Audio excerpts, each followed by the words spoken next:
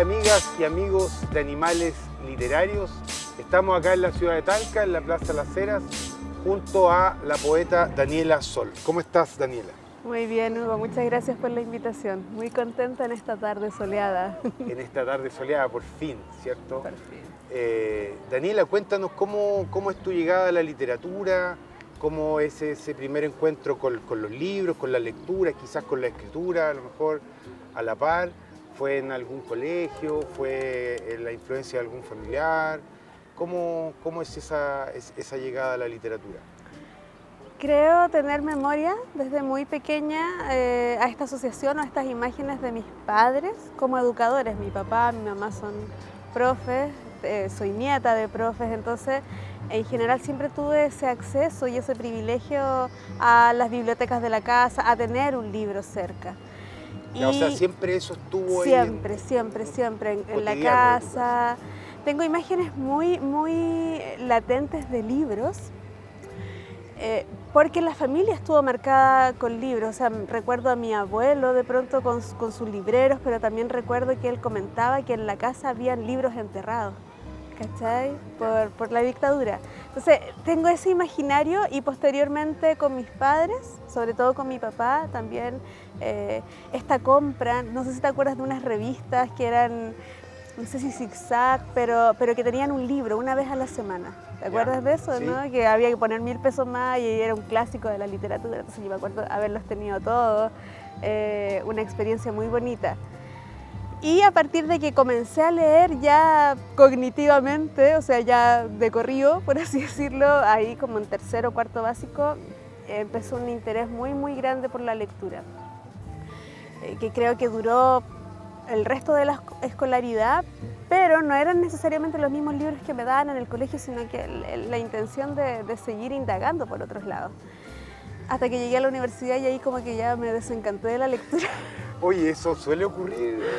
Claro, porque te toca leer obligatoriamente Claro. ciertos textos con más tecnicismo, entonces de pronto eso pudiera...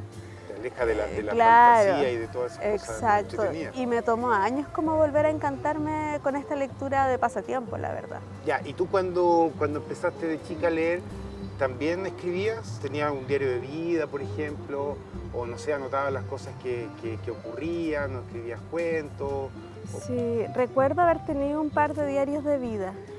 Cuando pequeña no fui constante, pero en la adolescencia tuve un diario, me acuerdo que era más cototo, y claro, con estos típicos sentimientos ambivalentes de los adolescentes, sentimientos de pronto medios dramáticos, ¿no?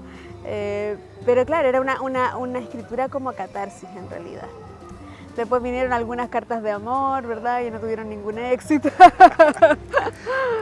y ya, ese fue como mi acercamiento. Me acuerdo haber ganado un par de concursos de cuentos, pero escolares, ¿no? Ya. Cuando estaba en el colegio. Ya, y después viene la universidad, y claro, ahí viene la universidad. Ya, y después tú sales de la universidad, ahí te vas a México, si claro. no me equivoco. A ver, yo salgo... ¿Y allá empieza, en México empieza, o ya antes de irte ya escribías de manera más, quizás más seria o más constante o con un propósito quizás? Sí, yo creo que cuando estábamos en la universidad estudiando un poco estos acercamientos a la filosofía, me interesaba mucho el diálogo de la filosofía con la literatura. De hecho, esa fue como mi tesis en la licenciatura, filosofía con literatura, cuál era el diálogo, ciertos conceptos, etc. Y me interesó mucho a partir de ahí comenzar a profundizar en la literatura. Y ahí es cuando, bueno, tuve como 2 años de docencia acá en Talca todavía después de haber salido y después me fui. Y me fui a México justamente a estudiar literatura. O sea, decidida ya la literatura. Claro, decidida la literatura y sobre todo como a la hermenéutica literaria, ¿no? Todavía yo no estaba centrada en escribir yo. En realidad quería dedicarme un poquito... investigar sobre literatura. Exactamente, sobre, bueno, crítica literaria, ¿no? Desde un enfoque más latinoamericanista, justamente por eso me voy a México, para ver también este pensamiento más identitario como un fenómeno latinoamericano. Ya, perfecto, bien. Y ahí ya comienza a gestarse la escritura. En esa investigación sobre literatura, hay un tema también con el surrealismo. Tú siempre Claro, has estado ligada.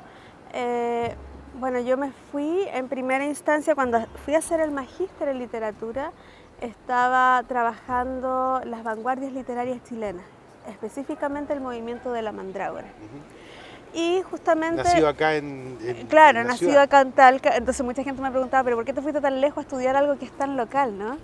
Y justamente porque quería revisar también lo que se veía desde afuera. Desde afuera, claro.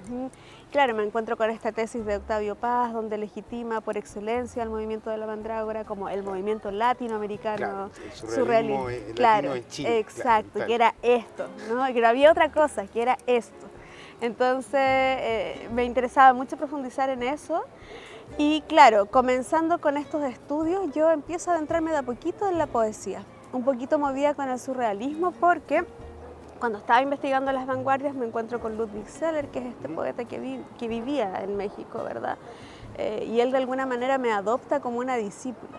Entonces yo tuve muchas sesiones de poesía surrealista con él, estuve temporadas enteras con él en su casa en Oaxaca, México, y estuvimos trabajando mucha poesía surrealista. Entonces ahí empieza no sé si mi ambición, mi ejercicio, mi constancia con la escritura poética, que tiene, yo creo que una base surrealista y que poco a poco con los años ha ido un poquito siendo más amplia, se ha ido ampliando un poquito más.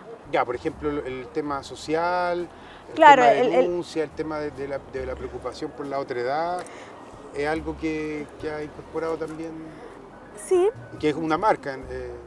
sí, creo que en algún momento, ya cuando regreso a Chile, definitivamente comienza a dolerme un poco ciertas situaciones que están pasando y me empieza mucho a llamar la atención este asunto de, bueno, hagamos poesía social, pero en un desafío que significa no hacer poesía panfletaria necesariamente. Exactamente, claro. Porque justamente lo que hacemos, o lo que entiende la gente, yo también caí en eso, de pronto es como confundir esto, ¿no? Y claro, o sea, que la poesía social siga siendo un trabajo metódico, además, ¿no? No solamente esta pancarta que reiteramos, que repetimos, que no es ilegítima, o sea, es un acto de denuncia, pero que la poesía requeriría un poquito más de dedicación, Claro. creo yo. Claro, que logre el vuelo de poesía. Exacto. Que estén las figuras literarias, en fin. Bien, oye, ¿y cuál es el objetivo por el cual tú escribes? ¿Ya? Si tú tuvieras que responder el por qué escribes, cuál es el motivo, la razón, lo que te mueve a escribir. ¿Está incorporada, por ejemplo, esa catarsis de niña en tus diarios de vida? El querer expresar eso que sientes, que te afecta, el generar universos distintos, el conmover, por ejemplo. Yo creo que la intención de la escritura también ha ido cambiando. O sea, no sé si a ti te ha pasado, pero creo que es un lugar común entre varias personas que van creando. Me imagino, y en mi caso es así, que hay una primera intención, y en mi caso fue sanar muchas cosas, bueno, la catarsis que tú decías, ¿no? Pero de alguna manera creo que mis primeros escritos ya más serios en la poesía tuvieron esa intención de sanar algunas cosas, de cerrar ciertos capítulos, Ya, ¿no? ahí estamos hablando, por ejemplo, de Sonidos Errantes, Claro, de de Sonidos 2014, Errantes. que es tu primer libro, tu primera publicación. Claro, es la primera publicación. Ese lo publicaste en México, si no me equivoco. Claro, terminó de publicarse acá, se imprimió acá en realidad, Ya. pero se hizo todo el Todo ejercicio en allá. Y claro, con Sonidos Errantes pasa un poco eso. Y me pasa también que yo leo Sonidos Errantes y digo, me encantaría, por ejemplo, arreglar ciertas cosas. Y como digo, Ya, chuta. pero no te da lata, te da como que esa cosa quizás perfeccionista de decir este texto Claro, pudo haber sido... haber llegado más allá quizás. Porque probablemente, y como te digo, yo creo que es normal, o sea, han pasado tiempos, uno ha crecido como persona, ¿verdad? Me imagino que eso nos hace evolucionar también en la escritura, Claro. ampliarnos más, y claro, yo veo eso y digo, yo podría corregir esto, pero la verdad es que si lo hiciera, también estaría pasando a llevar a la Daniela del 2014. Claro, y también tú te desprendes de esa obra, o sea, ya no es tuya, una vez que uno publica ya Claro, en el fondo... es del lector, o sea, exacto, es cualquiera del puede lector. interpretar como quiera un poema, a lo mejor tú Tal quisiste cual. decir algo, y una persona lo interpreta de una forma, otra persona de otra, y está bien. Totalmente. Justamente ahora que estuve en México, me hicieron la propuesta de reeditar Sonidos Errantes el próximo año, que se cumplen 10 años de la primera publicación. Ya. Entonces, claro, pues súper tentador como hacerle una modificación, pero yo sé que no puedo hacerlo, ¿cachai? Por lo mismo que dices tú y porque el texto ya no es mío, Claro. ¿cachai? Oye, y en ese sentido, ¿cómo ves la teoría de Roland Barthes sobre la muerte del autor? ¿Crees que el texto tiene que primar, el texto y el lector, por sobre el individuo, por sobre el autor, por sobre su género, su nacionalidad, su personalidad? Creo que sí. Creo que sí. Probablemente no lo notamos, no tenemos esa primera intención. No sé si los colegas que anteriormente han estado acá, los compañeros que han estado aquí en entrevista contigo, te lo han mencionado, pero yo creo que un lugar común también del camino poético es que partimos con bastante ego, ¿no? Como que uno quiere figurar o de pronto quiere ser reconocido y probablemente lo que nos pasa es que no tenemos conciencia, por ejemplo, de esta teoría de Roland Barthes en nuestro primer libro o en nuestro segundo. Y ya después, pasado un tiempo, nos damos cuenta que en realidad nosotros no tenemos que escribir para nosotros, sino que Claro, para un asunto dice que es aquí, identitario. ¿quién me lee? ¿Me lee la familia, los amigos? Claro. ¿O realmente a alguien que no le importe quién escribió el libro lo está leyendo? Exactamente. Entonces, ¿para quién escribimos? También es una pregunta que creo que todos nos hemos hecho alguna vez y también probablemente va cambiando con el tiempo. Porque tú, claro, te quiero llevar a ¿para quién escribimos? Dijiste bien. ¿Tú piensas en el lector? No sé si cuando escribes o quizás cuando editas, ¿tienes como un lector ideal? ¿Piensas esto lo voy a escribir para que lo lean los jóvenes, para que lo lea cualquier persona, para que lo pueda leer un niño, una persona de tercera edad? No sé, ¿da vuelta eso en tu cabeza al momento de escribir o de editar? Creo que ahora que han pasado más años y que estoy ya más viejita en esto, tampoco tanto, pero creo que ahora sí un poquito más. Ahora sí me cuestiono, bueno, y esto se va a entender o no, porque como te digo al principio, si estamos pensando en un ego, en el fondo lo que nos interesa es sacar hacia afuera y nos importa un bledo si la gente lo entiende o no. Que a mí me pasaba también con Sonidos Errantes que así como, pucha, no entendí.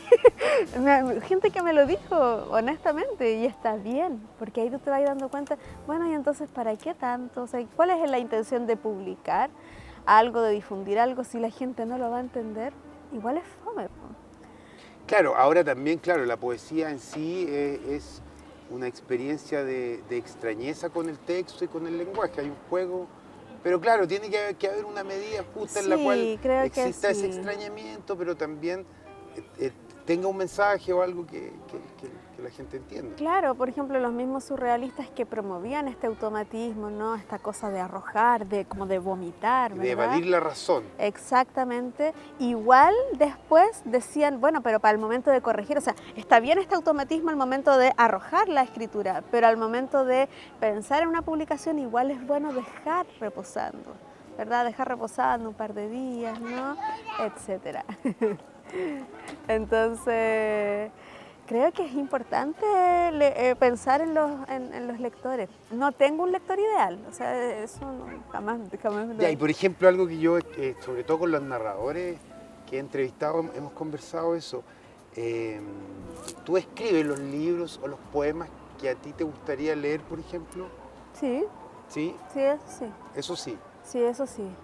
He tratado de ser bastante rigurosa con la palabra, pero no en el sentido de lo retórico, sino que genere ciertas emociones, que genere un impacto, un cambio de vista, un cuestionamiento. Entonces, claro, a mí también me gustaría leer un tipo de poesía de manera, no sé, poesía más elaborada, más inteligente.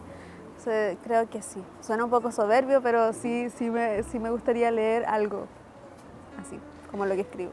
Perfecto, seguimos acá en Animales Literarios por las pantallas de Canal 30 Multicom junto a la poeta Daniela Sol. Tú naciste en Talca, ¿cierto?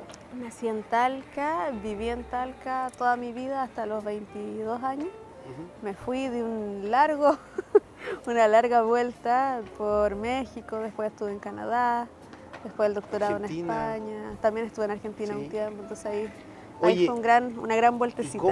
cómo crees tú que afecta el territorio, el Maule o los distintos lugares en los que has vivido en tus textos, en tus poemas? ¿Están presentes?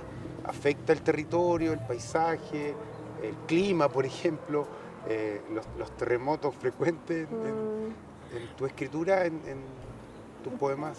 Creo que sí, de cierta manera hay algunas influencias como muy sutiles, que en realidad para mí no lo son, pero intento como suavizarlas un poco en la escritura.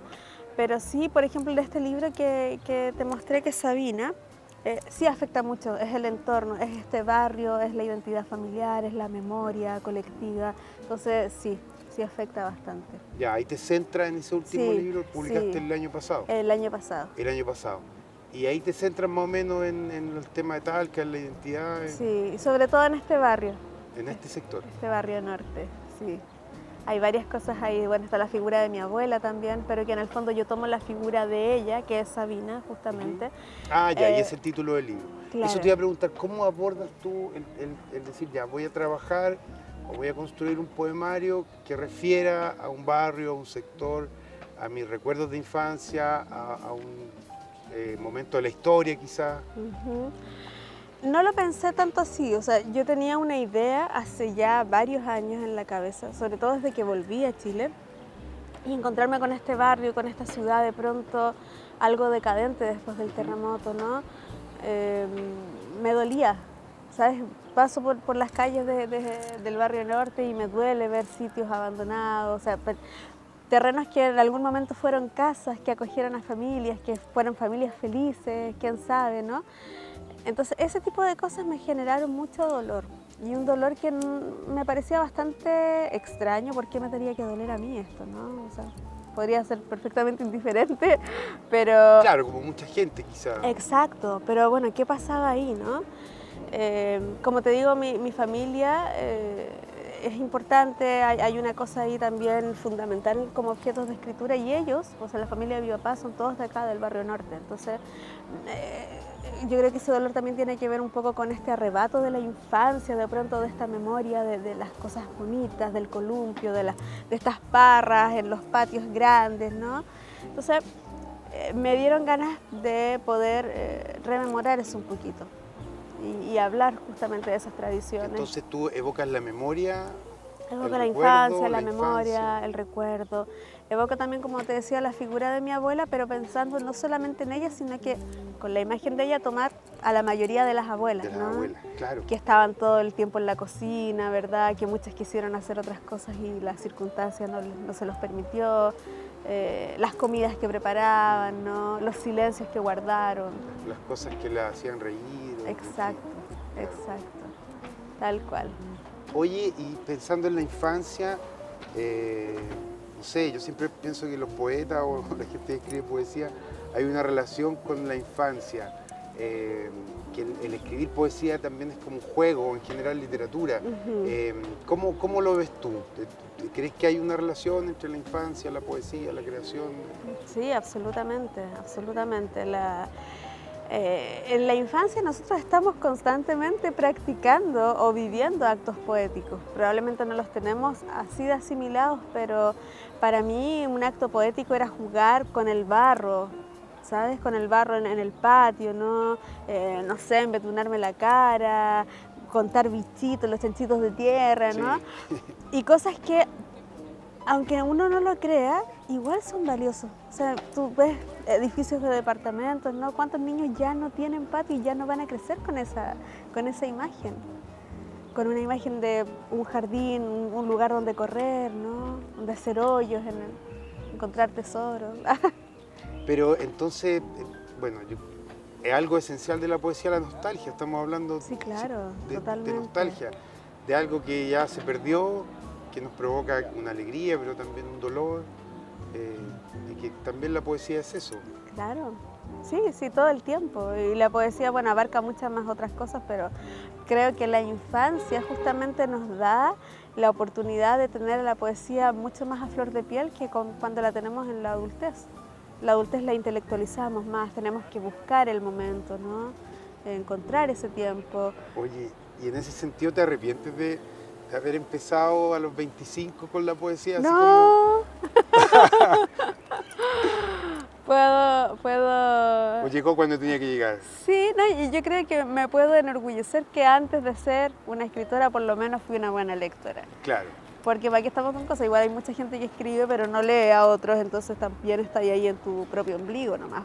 Claro. Yo creo que todo buen escritor tiene que ser un buen lector anteriormente, un observador, alguien que contempla otras realidades, que valora otras voces poéticas.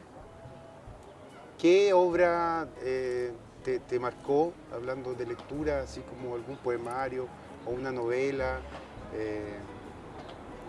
que tú consideres más o menos que me haya te dé un remesón así? Bueno, hay varios libros, pero cuando comencé a interesarme más seriamente por la literatura como tal, Eduardo Galeano me tocó mucho. Y justamente, bueno, primero por los temas que toca, ¿no? Pero también... Americanistas. Claro, exactamente. Muy sociales, ¿verdad? Muy desoladores también. Pero además me gustaba mucho la estrategia que él utilizaba de estos relatos breves, ¿no? Que en el fondo son muy poéticos, pero que es una prosa poética y que son muy breves. Entonces, esas ideas tan impactantes en poco tiempo me llamaban muchísimo la atención. Y estos remates, estos finales también cuidados, me parece. También, exacto, exacto. Claro, y cómo va develando la sociedad, todo lo que va pasando a partir del arquero, del personaje. Claro, claro. Claro, y imágenes tan cotidianas además, tan de nuestra vida y que están hechas literatura. Perfecto, perfecto. Bien, hacemos una pausa acá en Animales Literarios, Canal 30 Multicom, así que no se mueva ahí de sus asientos para el próximo bloque de nuestro programa.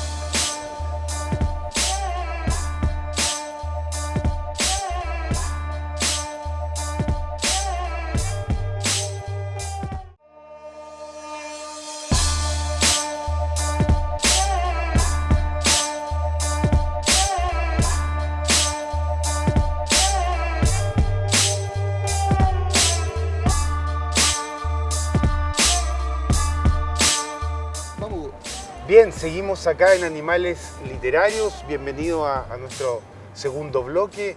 Amigas y amigos ahí en sus casas. Estamos acá en Talca junto a la poeta Daniela Sol. Daniela, cuéntanos cómo ves tú la literatura maulina, este conjunto de escritores. Ya tenemos como todo un sustento histórico, pero en la actualidad igual hay varias escritoras y escritores que están publicando, ¿cierto?, que ya llevan 1, 2, 3 libros. ¿Ves que existe algún tipo de identidad, que se retoma esa posta de los escritores antiguos, digamos, históricos, clásicos de la región? ¿Cómo lo ves? ¿Existe alguna literatura maulina o regional? ¿Podríamos hablar de algo así como en estos tiempos? Es una pregunta compleja. Es como cuando se ha preguntado por si existe una filosofía latinoamericana. ¿Te acuerdas que alguna vez leímos un libro como ese? Mira, yo creo que lo que yo logro percibir a nivel contemporáneo es que en este momento se están haciendo muchas cosas y eso es bastante hermoso, la verdad. Es muy lindo poder saber que hay mucha gente haciendo cosas.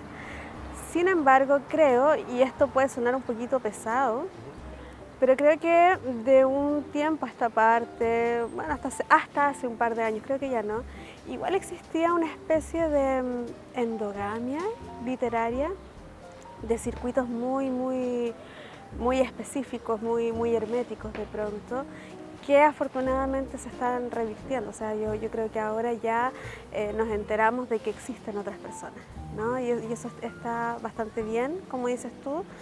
Ahora, si hay un tipo de maulinidad. ¿Quién decía maulinidad? La de Mayaus. Mayaus tiene un libro. Claro, la maulinidad. Sí. Más que una maulinidad, creo que hay un esfuerzo importante por hacer visible la descentralización poética. Sí, a lo mejor estoy equivocada, no lo veo tanto como una maulinidad ahora o como una poesía lárica, O claro, como cuando se habla del poeta de provincia, de la poeta de provincia. Claro, creo que los fenómenos están siendo muy parecidos. Creo que en ese caso habría una especie más de identidad chilena sobre las cosas que nos están pasando, pero sí veo una importante necesidad de visibilizar que existimos también en provincia. Aunque los temas pudieran ser muy similares, la identidad sea muy similar, creo que es importante esta cosa de reivindicar este puesto de poesía un poco anónima, ¿no? De esta poesía de provincia justamente. Entonces, más que una maulinidad, creo que hay un espacio de visibilización que se está haciendo latente, evidente. Evidente, claro. ¿Y tú cómo lo ves? ¿Te sientes una poeta de provincia? Bueno, tú errante por varias partes del mundo. ¿Esa cosa provinciana la llevas? ¿La has llevado siempre o te despojaste ya de eso? Mira, yo creo que llevo en lo más profundo de mi corazón, y aunque suena muy cliché eso de decir lo más profundo de mi corazón, la verdad es que es cierto. Creo que es muy importante este reconocimiento de la raíz, ¿no? Creo que la llevo muy latente, no puedo despojarme de eso. Pero el sentir, por ejemplo, un orgullo por ser una poeta maulina, no sé si exista tal. O que eso vaya en el currículum, por ejemplo. Va que yo soy de Talca, ¿no? Que dice Daniela Sol, Talca, 1983, ¿no? O sea, y todo el mundo me pregunta afuera, ¿y dónde está Talca, no? Pero no es que yo reniegue, ¿no? Al contrario, o sea, está ahí. Pero también he sentido de pronto que aquí como que no he tenido el apoyo que yo quisiera, o justamente la visibilización, que es un término que creo que he repetido mucho. Pero entonces eso de pronto me da a entender que no, porque no soy necesariamente una poeta talquina, porque ni siquiera en Talca hay como muchos espacios. Entonces, decir, claro, una poeta que nació en Talca, que es chilena, ¿no? Pero justamente estas invitaciones que se reciben todos los años en otros países, como que me reafirma eso de que no se es profeta en su tierra, no sé, ¿sabes? Entonces, es raro, es difícil, ¿no? Decir así que soy súper talquina. Porque claro, te gustan las churrascas y los completos. Me encantan. Me encantan, pero no significa que reniegue del Maule. O sea, el Maule está ahí, en mi escritura misma, está todo el tiempo. Bien, perfecto. Oye, ¿y cómo ves tú el tema de la escritura femenina, de la literatura femenina? Tú hiciste una antología internacional de poesía femenina. ¿Cómo ves esa delgada línea entre lo panfletario, como hablábamos hace un rato, y lo que realmente es literatura y se eleva como el nivel de poesía o de narrativa en el caso de los géneros literarios que se utilicen para manifestar esta idea feminista, esta reivindicación necesaria, ¿cierto? Bueno, creo que el feminismo como tal, porque la antología es feminista, no femenina, es feminista en el sentido de que también es importante aclararle a la gente que el feminismo no come. Hay gente que le da mucho. Muchos tienen una visión negativa. Claro, exacto. Escuchan el concepto feminista o feminismo y claro, se espantan un poco, ¿no?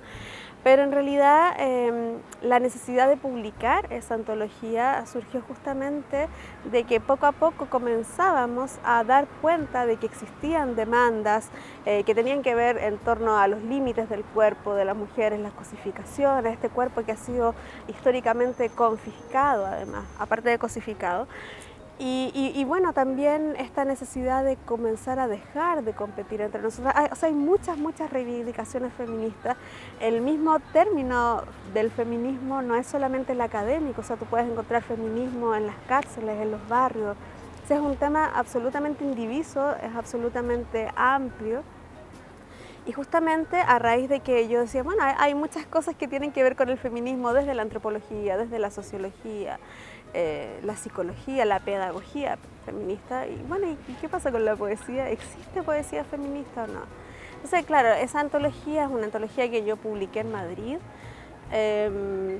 Fue un trabajo arduo de casi un año de recolección, o sea, de convocatoria, clasificación, edición, traducción, etcétera. O sea, fue una cosa, claro, fue bastante, sí, fue brígida.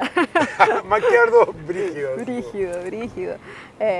Fue muy bonito, la verdad es que fue muy reconfortante, pero claro, hubo momentos ahí de mucha pega, en el fondo, porque yo me puse a investigar primero.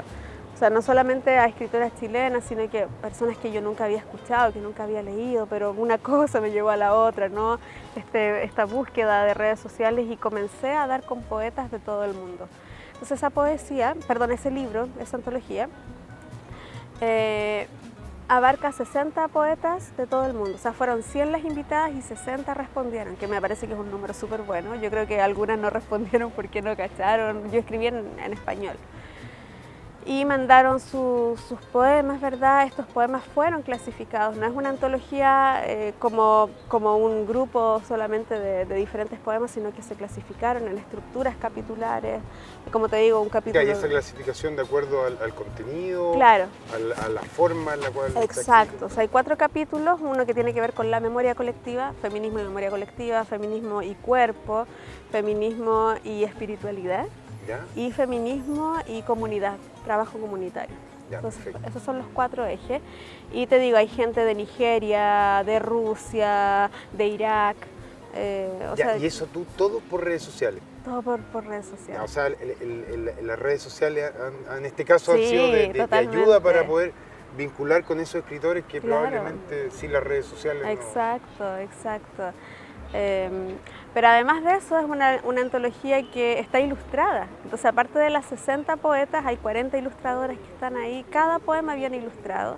Y también se suman a este barco 4 traductoras, hay un par de ensayos críticos también sobre feminismo y literatura. Entonces, la verdad es que es un producto bastante gordito, por así decirlo. Oye, y el tema de las ilustraciones, por ejemplo, en tus libros siempre está presente el collage, la ilustración, bueno, en la otra compilados también, el del verbo latente, que es de poesía social también. Claro, hay poesía visual, claro. Exacto, la ilustración. ¿Cómo lo ves? ¿Lo ves como algo hermano, la poesía, la ilustración? Sí, totalmente. Los libros con poemas, con ilustraciones.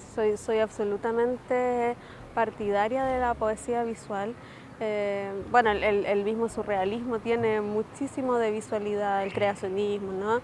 Pero me interesa mucho, además de valorar esa semblanza, ese ensamble, reivindicar nuevamente, porque me voy para atrás, es que como que tengo lo pasado el pasado lo tengo como muy arraigado, entonces me gusta mucho simular que estos libros son como los libros de nuestros abuelos, que eran todos ilustrados. Los manuales de biología, matemática, los silabarios, todos tenían ilustraciones. Entonces me encanta que mis libros tengan ilustraciones o tengan imágenes. Ya, o sea, rememora esos libros. Ya, son libros que tú veías de pequeña, que estaban en tu casa. Claro, los libros de la familia, los libros de los abuelos, ¿no? Todo eso venía con una ilustración. Entonces eso me gusta mucho reivindicarlo también. Oye, ¿y qué tanto de imagen hay en tu poesía? Está lo surreal, está lo social, por ejemplo, pero también está la imagen, ¿cierto? Bueno... ¿Cómo lo trabajas? ¿Hay un porcentaje de esto, un porcentaje de esto otro cuando tú construyes, por ejemplo, un poema? No, creo que no lo pienso así. Va saliendo nomás y bueno, las imágenes van ahí de pronto emergiendo de manera espontánea. Más que calcularlas, creo que eso ya se da por naturaleza o por algo muy innato, por así decirlo. ¿Y al momento de editar, te cuesta editar? ¿Te cuesta quitar una palabra, borrar un verso, por ejemplo? Creo que me costaba más antes que ahora. ¿Es un sufrimiento editar? No, ya no. Es que antes, por ejemplo, editaba súper poco, por eso te digo, creo que he ido creciendo, porque ahora sí me preocupa un poco más de que esté entendible, de que, bueno, O sea, ahí ya me demoro un poquito, pero no es un ejercicio que me cueste. Ya, ¿y eso tú lo haces sola, por ejemplo, así como de que esté entendible? ¿O igual tienes amigos, amigas, poetas que escriben, que tú les mandas tu texto y te pueden Sí, ir ayudando, diciendo cosas? Tengo ciertas personas que también me parece que es un acto de humildad cuando preguntas a otra persona, ¿no? Claro, hay un par de personas importantes en mi familia, ¿verdad? Entre mi círculo, entre mis afectos y entre la poesía también, a las que sí me es importante su opinión. Entonces ahí, claro, o me destruyen o me alaban, pero más me destruyen.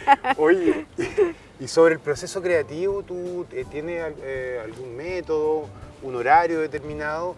¿O hay momentos en los que no escribe y después fluye? A lo mejor es una semana más intensa y escribes más, escribes en la mañana, en la noche, cuando te da el tiempo. Claro. ¿Cómo lo haces? ¿En un cuaderno o en una grabadora o directo al computador? Creo que es de todo un poquito, de todo un poquito. A partir de la maternidad todo cambió, bueno, tú también sabes eso, ¿verdad? La vida cambia. Entonces, antes de la maternidad era como disponerse en las noches a trabajar. Me parecía que era interesante esta cosa de la noche, el silencio y así. Pero claro, ahora no, pues caigo rendida en la noche también, entonces después de estar criando, de estar trabajando es difícil. Entonces ahora igual trato de no ser tan soberbia conmigo misma y no ser tan exigente y bueno, esperar que llegue en algún momento, ¿no? Y las cosas llegan más rápido. La verdad es que cuando ya dejé de planificar, en realidad surgen las ideas más rápido. La idea. Sí. Oye, y respecto a este mismo tema, ¿qué consejo le podrías dar tú a alguien que nos está viendo ahora y que a lo mejor escribe o que quiere escribir o que ya está leyendo y que quiere meterse más, digamos, en la literatura? ¿Qué consejo le podrías dar? ¿Cómo podrías motivar a nuestros espectadores? Bueno, cualquier consejo no es una fórmula mágica, ¿ya? O sea, es muy probable que pueda resultar o yo puedo compartir lo que a mí me ha resultado. Y creo que lo primero es leer. O sea, la lectura es muy importante, tener algunos precedentes, ¿no? Ver cómo otras personas han abordado el ejercicio escritural, el ejercicio poético, narrativo, etc. Escribir sin temor. Creo que también es importante. Hay mucha gente que no escribe nunca porque piensa que no tiene el talento, etc. Yo creo que sí se puede, pero también creo que no es un ejercicio por sí solo, o sea, no es solamente que cualquiera escriba, sino que hay que tener igual cierto orden, ¿verdad? Cierta autocrítica. Entonces, después de escribir eso, bueno, viene la pega de corregir. Creo que es súper importante y que incluso estamos creando todavía cuando estamos corrigiendo todo el tiempo. Y bueno, esa corrección puede ser de una semana o puede ser de años, no lo sabemos. Cada uno tiene sus procesos, pero es importante hacerlo. Bien, perfecto. Gracias. Pasamos entonces ahora a la lectura. Daniela nos va a leer alguna de sus creaciones, acá en Animales Literarios. De mi segundo poemario, Postales y Espejismos, les voy a compartir el poema Espacios Abiertos, escrito a los 43 estudiantes de Ayotzinapa, México, desaparecidos hace un par de años, y su familia todavía los requiere o pide al Estado devolverlos con vida, que aparezcan con vida.